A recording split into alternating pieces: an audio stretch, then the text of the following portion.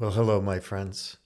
Um, Couple things interesting for me today that bring back ideas and thoughts that I think about all the time. A few of my friends in Europe have uh, taken on the mission of bringing supplies to uh, Ukrainian refugees coming into Europe. One's going to Poland, one in Slovenia. Um, yeah, I forgot what country. Oh yeah, Hungary. Uh, anyway, when I see people helping with humanitarian aid, I'm always very thankful and impressed and very happy to see them doing something like that. But I notice that when I talk to friends who are very charitable and kind and always try to help, people when they're in trouble, whenever I try to talk to them about structural or systemic or cultural issues involving what leads to these catastrophes, like how we handled the pandemic and Iraq, and just list them. But of course, this is a very unique situation.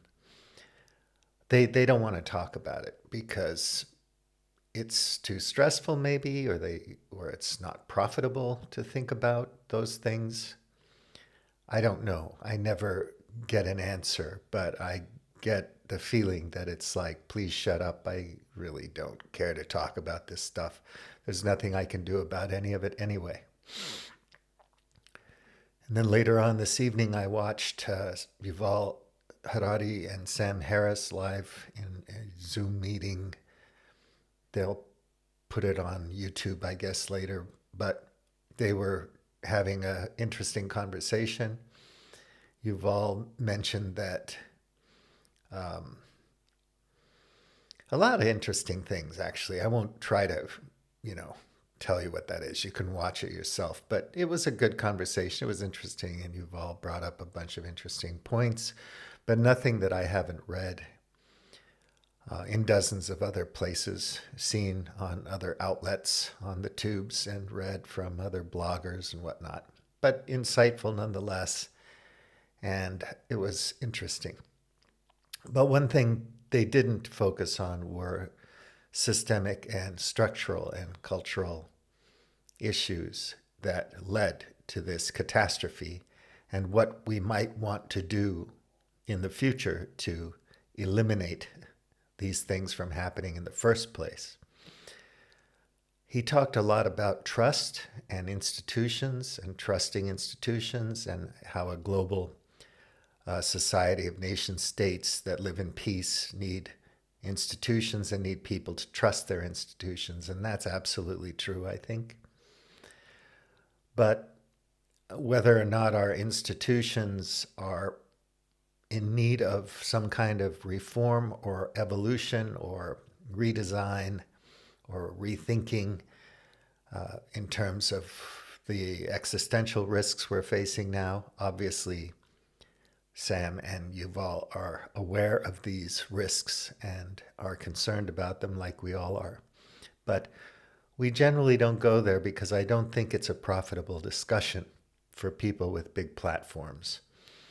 Um, it's I don't want to say clickbait, that would be unfair, but uh, people don't want to think in those terms because it's difficult and it requires a lot of work, intellectual work, to sort out one's feelings and opinions and ideas surrounding these things.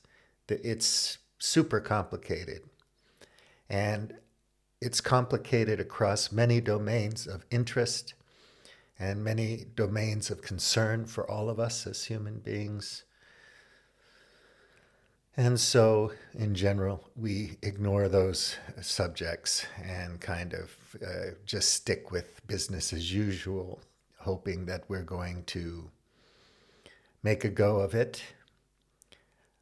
at the end of the discussion, Sam said it would be nice in the future if we could just talk about the mind and consciousness and meditation and all these things that are dear to our hearts.